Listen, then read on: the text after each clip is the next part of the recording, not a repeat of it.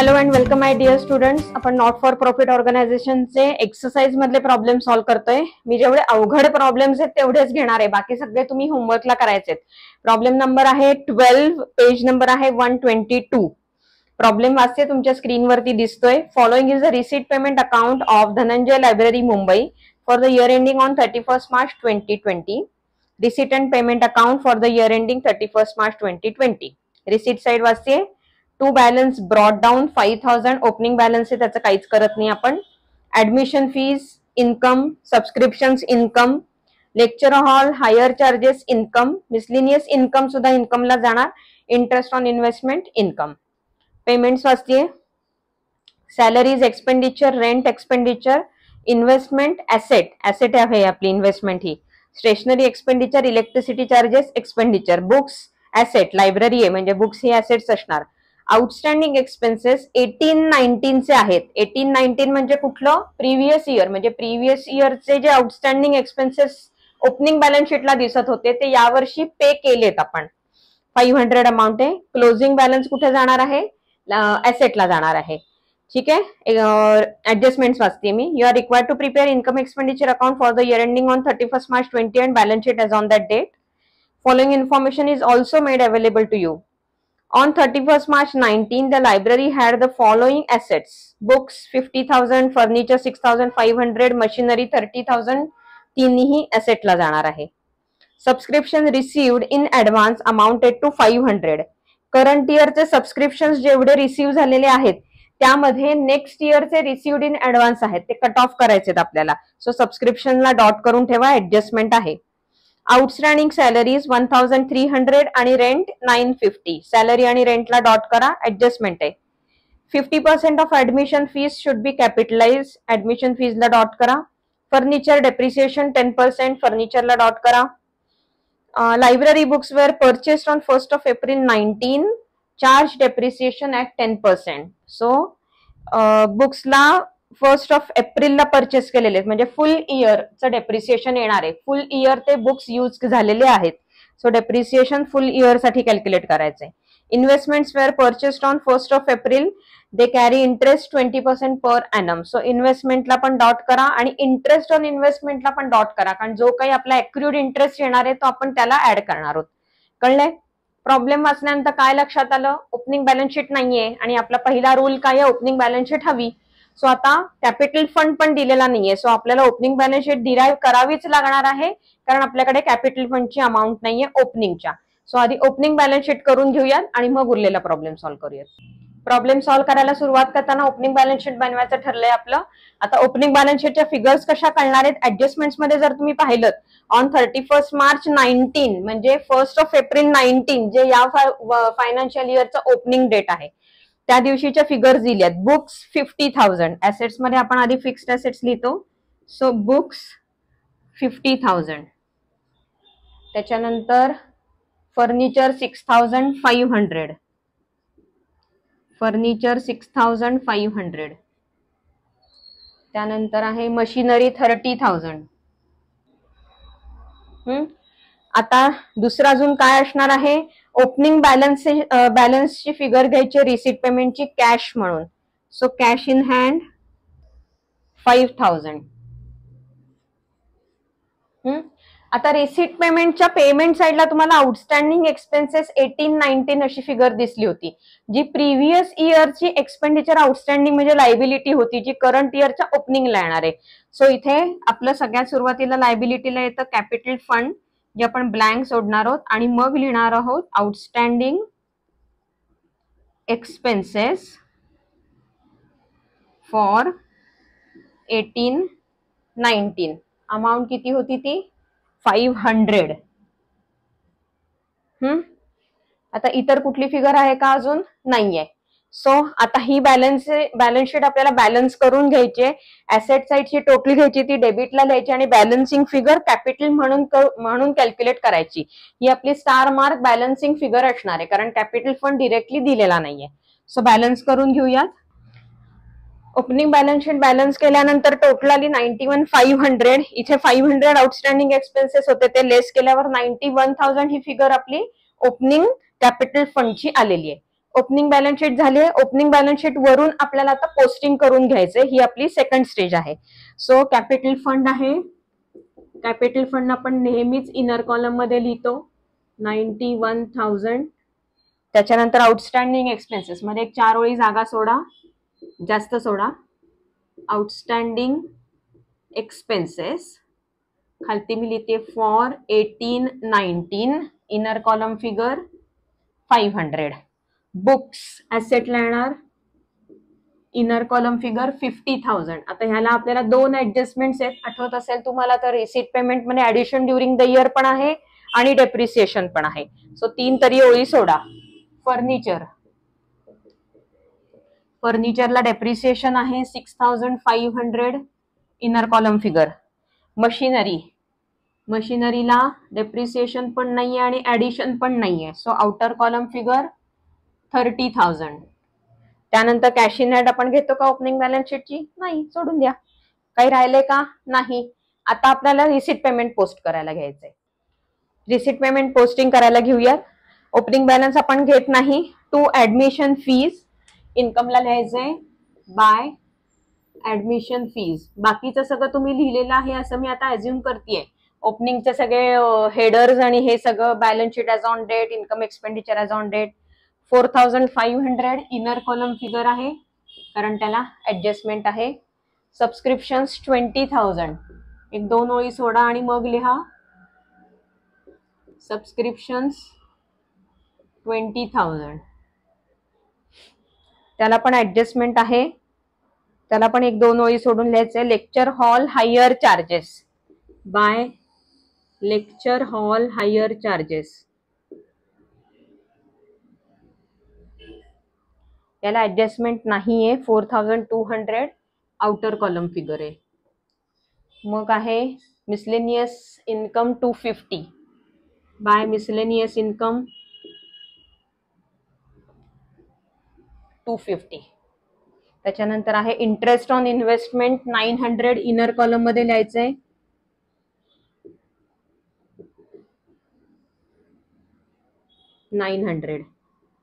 याला ऍडजस्टमेंट आहे.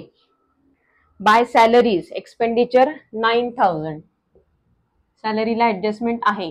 Inner column figure लिहायचंय 2 सॅलरीज. त्याच्यानंतर रेंट 7,500. एक ओळ सोडा आणि मग लिहा रेंट. इनर कॉलम पुन्हा एकदा ऍडजस्टमेंट आहे 7,500. इन्व्हेस्टमेंट्स ऍसेटला येणार. मशिनरीला, मशिनरीच्या खालती लिहायचंय इन्व्हेस्टमेंट्स. इनर कॉलम फिगर 6,000 कारण त्याला ऍडजस्टमेंट आहे. इन्व्हेस्टमेंटला इंटरेस्ट दिलेला आहे त्यांनी. स्टेशनरी 1,350. 2 स्टेशनरी एक्सपेंडिचरला लिहायचंय ऍडजस्टमेंट नाहीये. Outer column figure 1,350. Electricity charges 850. याला पण ऍडजस्टमेंट नाहीये. So outer column figure electricity charges 850. त्याच्यानंतर आहे बुक्स. ऑलरेडी बुक्स 50,000 आहे. त्याला आपण काय म्हणतो? Addition during year. अमाऊंट किती आहे बुक्सची? 5,000. ते ऍड करून सब टोटल घ्यायचे 55,000. इनर कॉलम मध्येच लिहा. डेप्रिसिएशन नंतर घेऊयात. आउटस्टँडिंग एक्सपेन्सेस 18-19 500 हे पे झालेले आहेत. सो इथून नुसतं लेस करून टाकायचंय. Less paid in financial year 19-20 500. Outer column nil. Single effect द्यायचा कारण रिसीट पेमेंट मधली अमाऊंट आहे. Closing balance 4,650. आउटर कॉलम मध्ये लिहायचंय कॅश इन हँड. जेव्हा कोणतं कॅश बँक काही दिलेलं नसतं तेव्हा कॅश इन हँड घ्यायचं. झालं. रिसीट पेमेंट पोस्ट करून झाले. आता ऍडजस्टमेंट्स करायला घेऊयात. ऍडजस्टमेंट्स करायला घेऊयात. ऑन 31 मार्च 19 आपल्याला या सगळ्या फिगर्स दिल्यात ते आपण ओपनिंग बॅलन्स शीट मध्ये वापरलं. Subscriptions received in advance amounted to ₹500. Received in advance म्हणजे करंट इयरचं नाहीये. कट ऑफ करायचं, लेस करायचं. लेस प्री रिसिव्ड फॉर आता नेक्स्ट फायनान्शियल इयर असणार आहे फायनान्शियल इयर 20 21. नेक्स्ट फायनान्शियल इयरची अमाऊंट प्री रिसिव्ड आहे less 500. So 19,500 outer column figure आलेली आहे. प्री रिसिव्ड आहे म्हणजे लायबिलिटी आहे. सो इथे लिहायचे प्री रिसिव्ड सबस्क्रिप्शन, कुठल्या इयरचं ते पण लिहायचंय, फॉर फायनान्शियल इयर 2021 500. लेस केलं, अपोजिट साइड ऍड केलं.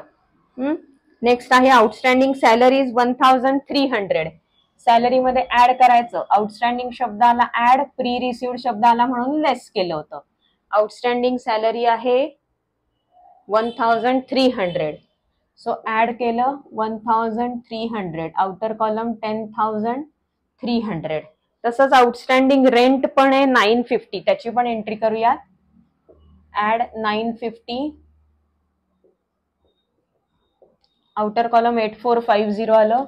ऍड आउटस्टँडिंग असं लिहायचंय. मी एकाच वेळेला दोन्ही करते म्हणजे लायबिलिटी साइडला लिहिताना दोन्ही एक्सपेन्सेस मी एकत्र लिहिणार. ऍड आउटस्टँडिंग सॅलरी आणि रेंट. एक्सपेंडिचर आहे म्हणजे लायबिलिटी आहे. सो आउटस्टँडिंग एक्सपेन्सेस, खालती लिहायचं सॅलरी आणि रेंट.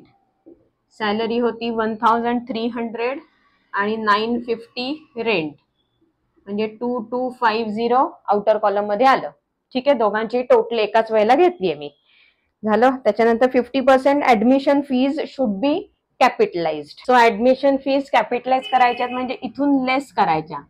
लेस 50% कॅपिटलाइज्ड. लेस किती होणार कॅपिटलाइज केलेले? 2250. 4500च्या 50%. सो आउटर कॉलम आलं 2250. आता कॅपिटलाइज स्पेशल पर्पज साठी दिलेलं आहे का? नाही. सो कॅपिटल फंड मध्येच ऍड होणार. Add admission fees capitalized. Amount किती? 2250. नेक्स्ट आहे फर्निचर डेप्रिसिएशन 10% आहे. फर्निचरला less depreciation 10%. So less 650. So outer column मध्ये किती आले? 5850 आले आउटर कॉलम मध्ये. डेप्रिसिएशन इथे एक्सपेन्सेसला येतं. टू डेप्रिसिएशन इनरच कॉलम मध्ये लिहायचंय फर्निचर 650. बाकीचे कॅल्क्युलेट करूयात. थोडंसं रेकॉर्डिंग मध्ये प्रॉब्लेम आला होता आधीच्या, म्हणून मी थोडं रिपीट करते आहे. सो तुम्हाला दिसताना ऑलरेडी मी सॉल्व्ह केलेलं दिसेल, फक्त मी तुम्हाला दाखवते आता. ठीक आहे. सो बुक्स मध्ये ऍडिशन ड्युरिंग द इयर 5000 होता आणि आता डेप्रिसिएशन चार्ज करायचं 10%. सो 10% डेप्रिसिएशन चार्ज करताना आपल्याला फुल इयरचं डेप्रिसिएशन घ्यायचंय. कारण असं आहे की ओपनिंग स्टॉक 50,000 होता, त्याचं तर आपण कॅल्क्युलेट करणारच होतो डेप्रिसिएशन फुल इयर साठी. पण addition during the year is purchased on first day of the year. First day of the year याचा अर्थ हे बुक्स 365 डेज वापरले गेलेत. त्याच्यामुळे ओपनिंग बॅलन्स आणि परचेसेस ह्या दोन्ही जर ती मिळून आपल्याला 10% फुल इयर साठी चार्ज करायचा आहे. अदरवाईज आपण दोन सेपरेट वर्किंग नोट्स करतो की नाही, ओपनिंग बॅलन्स वरती इतका पूर्ण इयर साठी 10% आणि मग ड्युरिंग द इयर ऍडिशन असेल तर डेट ऑफ ऍडिशन पासून एंड ऑफ द इयर ते कॅल्क्युलेट करतो मंथ्स, तेवढा डेप्रिसिएशन कॅल्क्युलेट आपण सेपरेट करतो. ही वर्किंग नोट इथे करायची गरज नाहीये, कारण 1 एप्रिलला सगळं परचेस केलंय. सो पूर्ण इयर साठीचं डेप्रिसिएशन 5500 चार्ज करून आउटर कॉलम मध्ये आले 49,500. इथे डेप्रिसिएशन मध्ये बुक्स 5500. आता दोन्हीही डेप्रिसिएशन झाली आहे. सो आउटर कॉलम 6150 आलेला आहे. सो डेप्रिसिएशनची एंट्री झाली. त्याच्यानंतर आहे investments were purchased on 1 April 19 and they carry interest 20% per annum. आता ह्याची मी वर्किंग नोट केलेली आहे. त्याच्यात काय दिसतंय? Working note number 2, calculation of interest on investment. Investment किती आहे? 6000. त्याच्यावर 20% कॅल्क्युलेट करायचं आहे. का? कारण it was purchased on 1 April, म्हणजे फुल इयर साठी ती इन्व्हेस्टेड होती अमाऊंट, म्हणजे फुल इयरचा इंटरेस्ट मिळायला पाहिजे. ती अमाऊंट आली 1200. 1200 हा टोटल इंटरेस्ट आहे during the year, but 900 are already received. Out of 1200, amount of 900 is already received and it is shown in receipt side. So फक्त 900 received असेल तर accrued किती आहे? Not yet received किती आहे? 300.